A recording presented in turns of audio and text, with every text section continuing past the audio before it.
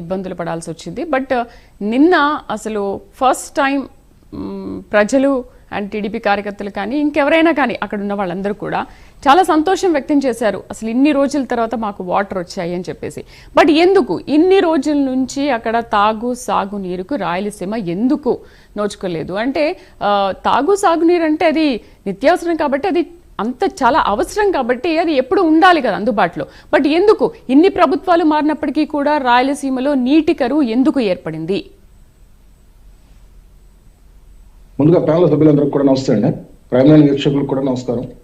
Voice క్లారిటీగా ఉందండి? Okay అండి. మేడం, రాయలసీమ అంటే రత్నాల సీమ అని చెప్పేసి మనం పిలుచుకుంటూ ఉండేవాళ్ళం. కానీ రాయలసీమ కాస్త రాళ్లసీమగా మారిపోయింది. ఎందుకంటే ఇదే సీమ ప్రాంతం నుంచి ఎంతో మంది నాయకులుగా ఎదిగారు, పార్టీలు పెట్టారు. కానీ రాయలసీమ భవిష్యత్తు గాని రేపొద్దున్న రాయలసీమ గురించి కానీ పట్టించుకునే నాదుడు లేకుండా అయిపోయారు. ఎందుకంటే వస్తున్నారు, ఏదో వాళ్ళ ప్రభుత్వంలో మేమేదో మేలు చేస్తున్నాం అంటున్నారు. కానీ ఇక్కడ రాయలసీమ రేపొద్దున జీవనాధారం అంటే ఇప్పుడు ఒక రాళ్లసీమగా పిలుచుకునే రాయలసీమని దానికి జీవనాధారం ఏర్పాటు చేయాలన్న ఆలోచన చంద్రబాబు నాయుడు గారికి 11 సంవత్సరాల క్రితం నుంచే ఉంది. దీనిలో కూడా కొన్ని రాజకీయాలు ఏ విధంగా అయిపోయిందంటే, అసలు ఈ ఆంధ్రనివా అని చెప్పేసి ప్రాజెక్ట్ ని ఫస్ట్ అసలు ముందుగా అనుకుంది సర్దార్ అబ్దుల్ ఖాన్ గారు. దాని తర్వాతే ఎన్టీ రామారావు గారు రావడం, ఎన్టీ రామారావు గారు దాన్ని డిజైన్ చేయించడం, దాని తర్వాత రామారావు గారి తర్వాత మళ్ళీ వైఎస్ రాజశేఖర రెడ్డి గారు, మళ్ళీ తర్వాత చంద్రబాబు నాయుడు గారు పట్టించుకోవడం, ఇవన్నీ పట్టించుకున్న తర్వాత దాన్ని మరుగున పడేసే స్థితికి వెళ్ళిపోయిన తర్వాత దాన్ని పూర్తి స్థాయిలో దాన్ని ఎట్లా పూర్తి చేయాలన్న ఆలోచన అయితే రాల. దానికి ఫస్ట్ అనుకున్నది చంద్రబాబు నాయుడు గారు. దానికోసమే ఏం జరిగిందంటే, ఈ మధ్యకాలంలో మళ్ళీ చంద్రబాబు నాయుడు గారు ఇవన్నీ చేసిన తర్వాత కూడా రాజకీయ లబ్ధి కోసం కొంతమంది రాజకీయ నాయకులు దీని మీద విషం చెమ్మడం కూడా చేశారు. ఆ విషం చెమ్మడం కూడా ఏ విధంగా చేశారంటే, వీళ్ళు ఏదో ప్రాజెక్టు ప్రకారంగా పెడుతున్నారు, వీళ్ళ సొంత ప్రాజెక్టు కేవలం కుప్పం వరకే వీళ్ళు పరిమితం చేసుకుంటారు, ఈ మధ్యలో ఉన్న ఊర్లు వదిలేస్తారు, ఈ ఊర్లు పట్టించుకునే స్థితి అయితే లేదు అన్నట్టుగా వీళ్ళు డబ్బులు తినడానికే ఈ ప్రాజెక్ట్ స్టార్ట్ చేశారు అన్నట్టు. గుడ్ మార్నింగ్ విక్రమ్ గారు, జగన్ అసమర్థత వల్లే రాయలసీమ ఎడారిగా మారిందేమో, ఇక ఇలాగే ఉంటుందేమో అన్న ప్రశ్నార్థకం ఎదురైంది. కానీ ఇవాళ ప్రజలు అసలు కుప్పం ఇలా ఉంటుంది, కుప్పానికి కృష్ణం ఇలా బిరబిరా పరవళ్లు తొక్కుకుంటూ వస్తుందని ఊహించారంటారా? అయితే వెంకట్ గారు, మన వెంకటనారాయణ రెడ్డి గారు చెప్పినట్టు 1980లో దీనికి ఒక డిజైన్ చేశారు, 90లో ఇంకేదో చేశారు, రాజశేఖర రెడ్డి హయాంలో ఉన్నప్పుడు 2004లో దీనికి ప్రాజెక్ట్ కట్టారు, తర్వాత ఈ సినిమా సెట్టు లేకపోతే ట్యాంకర్లతో నీళ్లు పోయడము, ఈ రోజు ఇవాళ అసలు కుప్పం ఇలా అవుతుందని ఎవరైనా ఊహించారా? అయినా అంతమంది ముఖ్యమంత్రులు మారినప్పటికీ కూడా ఇన్నేళ్ల నుంచి రాయలసీమ ఎందుకు నీటికి కటకట ఏర్పడింది? ఇది చెప్పిన దానికి వాస్తవం ఉందండి. 1956లో ఆంధ్రప్రదేశ్ ఏర్పడిన తర్వాత రాయలసీమ బాగా నెగ్లెక్ట్ చేయబడింది. రాయలసీమ ప్రాజెక్టులు కానీ, అక్కడ తాగునీటి ప్రాజెక్టులు కానీ, తాగునీటికి సంబంధించినవి కానీ ప్రజలు ఎన్నో ఇక్కట్లో ఎదుర్కొన్నారు. రైతులు ముఖ్యంగా చాలా ఇబ్బందులు పడ్డారు. అందువల్లనే అది ఒక ఎడారి ప్రాంతం లాగా అయిపోయింది, చాలా వెనకబడినటువంటి ప్రాంతం. అయితే దాని మీద చాలా పెద్ద ఎత్తున ఉద్యమాలు కూడా జరిగినాయి. ఆ రోజు డాక్టర్ ఎంవి రమణారెడ్డి గారు, మైసూరారెడ్డి గారు, ఇంకా రాయలసీమ ప్రాంతంలో అనేక మంది రాయలసీమ ప్రాంత ప్రాజెక్టుల కోసం పెద్ద ఎత్తున ఉద్యమించినటువంటి సంఘటనలు ఉన్నాయి. 85, 84, 85లో. అంటే అంతకు ముందు వరకు ఇందాక వెంకటరెడ్డి గారు చెప్పారు, వెంకటనారాయణ రెడ్డి గారు, ఎంతో మంది ముఖ్యమంత్రులు, నీలం సంజీవ్ రెడ్డి గారి దగ్గర నుంచి ఎంతో మంది ముఖ్యమంత్రులు పరిపాలించినప్పటికీ కూడా రాయలసీమ ప్రాంతం దుర్భిక్షంగానే ఉండిపోవటం అనేటువంటిది దురదృష్టకరం. అయితే ఎన్టీ రామారావు గారు ముఖ్యమంత్రి అయిన తర్వాతనే రాయలసీమ ప్రాజెక్టుల మీద దృష్టి పెట్టిన మాట వాస్తవం, అది అందరూ చెప్పారు.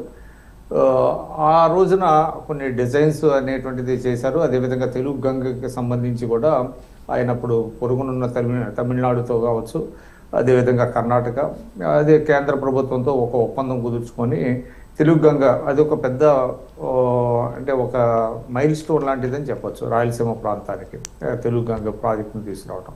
అందులో భాగంగానే రాయలసీమ ప్రాజెక్టులో భాగంగానే హంద్రీనివా. అయితే హంద్రీనివా ఏంటంటే అది చాలా అంటే శ్రీశైలం బ్యాక్ వాటర్స్ అంటే వరద జలాల మీద ఆధారపడినటువంటి ప్రాజెక్ట్ అండి హంద్రీనివా అనేటువంటిది. దాదాపుగా మొదటి ఫేజ్ ఏమో సాగునీరు, రెండో ఫేజ్ ఏమో తాగునీరు.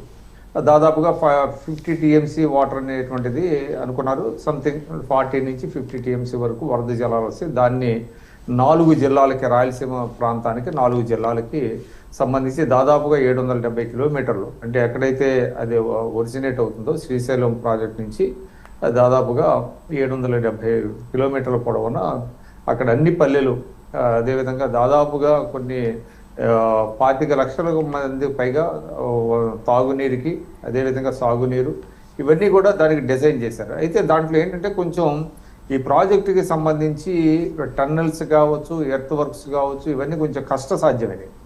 అయితే ఏమైందంటే తర్వాత ప్రభుత్వాలు ఒక ప్రాధాన్యతలు అంటే సాగునీటి రంగంలో తమ ప్రాధాన్యతల్ని అంటే రకరకాల ప్రాజెక్టులకి కన్సీవ్ చేయటం వలన దీనికి తగినటువంటి నిధులు కేటాయించకపోవటం అనేటువంటిది జరిగింది.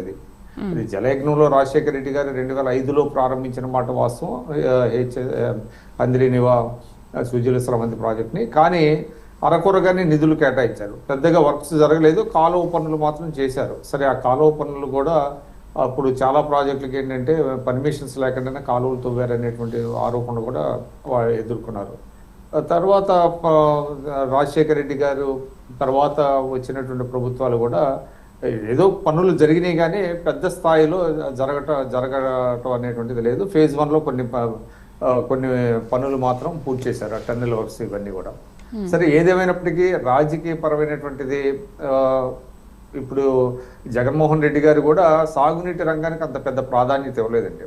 ఆయన మన వాస్తవంగా చెప్పాలంటే 5 ఏళ్ల సమయంలో ఆయన సరే 2 ఏళ్లు కరోనా ఉన్నప్పటికీ కూడా 5 ఏళ్లలో వాళ్ళు కేటాయించింది మొత్తం 5 ఏళ్లలో 25,000 కోట్లు మాత్రమే కేటాయించారు. అంటే చాలా తక్కువ. మిగతా అన్ని ప్రాజెక్టులకు కలిపి 25,000 కోట్లు మాత్రమే కేటాయించారు. అందులో కూడా ఖర్చు పెట్టింది కూడా తక్కువ. అందువల్ల ఆ ప్రాజెక్టులు దాదాపుగా సాగునీటి ప్రాజెక్టులకు మీకు తట్టి మట్టి కూడా పోయలేదు అనేటువంటి ఆయన ఆరోపణలు ఎదుర్కొన్నారు. గ్రీజ్ కూడా పెట్టలేదు, క్రస్ట్ గ్రేట్లకి అనేటువంటిది ఆరోపణలు కూడా ఆయన ఎదుర్కోవాల్సి వచ్చినటువంటి పరిస్థితి. ఏదేమైనప్పటికీ సరే, మీరు అన్నారు చంద్రబాబు నాయుడు గారు కుప్పాన్ని చాలా సంవత్సరాలుగా ఆయన ప్రాతినిధ్యం వహిస్తున్నారు. సరే, ఇప్పుడు దాని మీద దృష్టి పెట్టి ఈరోజు కుప్పానికి తాగునీటి సమస్య తీర్చడానికి దీన్ని చేయటం అనేటువంటిది ఆహ్వానించదగ్గది. సరే, రాజకీయాలు పక్కన పెట్టినప్పటికీ కూడా ఏంటంటే ప్రభుత్వాలు ముందుగా వాళ్ళ ప్రయారిటీస్ ఏంటంటే వెనుకబడిన ప్రాంతాల మీద దృష్టి పెట్టాల్సినటువంటి పరిస్థితి ఉంది. అంతే తప్ప ఆల్రెడీ మీకు వేరే ప్రాంతాల్లో రైతులకి అక్కడ పెద్దగా ఇబ్బందులు లేవు. ఇక్కడ ఏంటంటే చాలా సంవత్సరాలుగా, చాలా దశాబ్దాలుగా రైతులు ఎదుర్కొంటున్నటువంటి పరిస్థితి. అదేవిధంగా తాగునీటి కూడా కటకటలాడినటువంటి పరిస్థితి. దానివల్ల ఇవాళ ప్రభుత్వం దీని మీద ఫోకస్ పెట్టడం అనేటువంటిది ఆహ్వానించదగింది. సరే, రాజకీయాలు ఎటు తిరిగి మాట్లాడుతూ ఉంటారు. రాజశేఖర రెడ్డి గారికి ఉన్న చిత్తశుద్ధి సాగునీటి ప్రాజెక్టుల మీద ఖచ్చితంగా జగన్మోహన్ రెడ్డి గారు దాని మీద దృష్టి పెట్టలేదు, పూర్తిగా నెగ్లెక్ట్ చేశారు. చాలా ఇప్పుడు ఎందుకంటే మీకు ఇది ఒకటే అని కాదు, రాష్ట్రంలో అనేక ప్రాజెక్టులు, పోలవరం కావచ్చు, మిగతా ప్రాజెక్టులు కావచ్చు, దాన్ని విపరీతమైనటువంటి డిలే అనేటువంటిది జరిగింది. ఇప్పుడు చంద్రబాబు నాయుడు గారు ఏంటంటే సొంత నియోజకవర్గం కాబట్టి ఖచ్చితంగా కొంత హైప్ అనేటువంటిది ఉంటుంది. అక్కడ మనం చూస్తున్న విజువల్స్. అయితే సార్, ఎందుకు ఇప్పుడు 2014 నుంచి 19 వరకు కూడా టీడీపీ ప్రభుత్వమే ఉంది, కూటమిగా లేకపోయినా కూడా ఒంటరిగా పరిపాలన అందించినప్పటికీ కూడా అప్పుడు మాత్రము కుప్పం, రాజంపేట, ఈ హంద్రీనివా డెవలప్ చేయాలి అన్న విషయము అప్పుడు గుర్తుకు రాలేదా? అంటే ఇప్పుడు రాయలసీమకు కరువు సీమ అనేది అప్పుడు గుర్తుకు రాలేదా? ప్రజల ఇబ్బందులు అర్థం కాలేదా? ఇప్పుడు మాత్రమే ఎందుకు ప్రజల ఇబ్బందులు అర్థమయ్యాయి? అండ్ అంతమంది ముఖ్యమంత్రులు పరిపాలించినప్పటికీ కూడా కేంద్రం నుంచి సరైన సపోర్ట్ లేక కూడా అది జరగలేదు అనుకోవచ్చా? అంటే చాలా పెద్ద శ్రీశైలం నుంచి 4 జిల్లాలకి దాదాపు 800 కిలోమీటర్లు పొడవున్న కాలువలు తవ్వాలి, అందులో మధ్యలో టన్నెల్స్ ఉన్నాయి. చాలా పెద్ద ప్రాజెక్ట్ ఇది. చూడటానికి ఏదో 50 TMC వాటర్ అనుకున్నాం కానీ దాని యొక్క లెంగ్త్ చాలా పెద్దది అనమాట. అందులో పరిపాలనా పరమైనటువంటి అనుమతులు కావచ్చు, అదేవిధంగా కొంత పొరుగు రాష్ట్రాలతో ఉండేటువంటి ఇబ్బందులు, ఇవన్నీ కూడా దీనికి రకరకాల ప్రాబ్లమ్స్ ఉన్నాయి. మిగతా ప్రాజెక్టులు లేనటువంటి సమస్యలు మీకు అందరి నేవాకు ఉన్నాయి. అందువల్లనే ఇంత సుదీర్ఘ కాలం పట్టిందని మనం అనుకోవచ్చు. సరే, ఇప్పుడు కేంద్రంతో సయోధ్య ఉండాలి. కేంద్రంతో పర్యావరణానికి సంబంధించిన, ఇప్పుడు కేంద్రం నుంచి ఎటువంటి అనుమతులు రావాలంటే పర్యావరణానికి సంబంధించిన అనుమతులు, అదేవిధంగా మీకు నదుల అనుసంధానం కావచ్చు. ఇప్పుడు ఏంటంటే ఒక బేసిన్ నుంచి ఇంకో బేసిన్లోకి వాటర్ తీసుకెళ్లాల్సి వచ్చినప్పుడు అక్కడ మీకు మిగతా రాష్ట్రాల దగ్గర నుంచి కొన్ని ఇబ్బందులు తలెత్తుతున్నాయి. వాటిల్ని మీరు కేంద్రంతో సహకారంతో వాటిని పరిష్కరించుకోవాల్సినటువంటి అవసరం ఉంది. ఇది ఒక నిరంతరంగా జరగాల్సినటువంటి పరిస్థితి. ఇప్పుడు మనకి తెలంగాణ ఏర్పాటు అయిన తర్వాత మళ్ళీ తెలంగాణతో కూడా సమస్యలు ఉన్నాయి. శ్రీశైలం నుంచి మీకు ఏంటంటే ఇది వరద జలాలు ఉన్నప్పటికీ కూడా నికర జలాలు తీసుకెళ్తున్నారు అనేటువంటిది వాళ్ళు ఇబ్బందులు పెట్టేటువంటి పరిస్థితి ఏర్పడింది. ఇవన్నీ కూడా చాలా చిత్తశుద్ధితో చేయాల్సినటువంటి పనులండి. అందువల్ల ఈ ప్రాజెక్టులో చాలా ఇనార్డినేట్ డీలే అయింది. అందులో ఎవరు వేరే రెండో అభిప్రాయం అయితే లేదు. ఏదేమైనప్పటికీ ఈరోజు అంటే పొలిటికల్ యాంగిల్ పక్కన పెడితే అట్లీస్ట్ ఇవాళ మనం రాయలసీమలో తాగునీటి సమస్య, 4 జిల్లాలకి తాగునీటి సమస్య, ముఖ్యంగా కుప్పం కావచ్చు, మొన్న ఈ మధ్యన పులివెందులో కూడా ఇచ్చారు కదా, పులివెందుల ప్రజలకు కూడా మంచినీటి సౌకర్యం కూడా కల్పించారు దీనివల్లనే. కాబట్టి మనం రాజకీయాలను పక్కన పెడితే ఇప్పుడు దీనిని ఆహ్వానించాల్సినటువంటి పరిస్థితి అయితే ఉంది. రైట్. శరత్ చౌదరి గారు, రాయలసీమ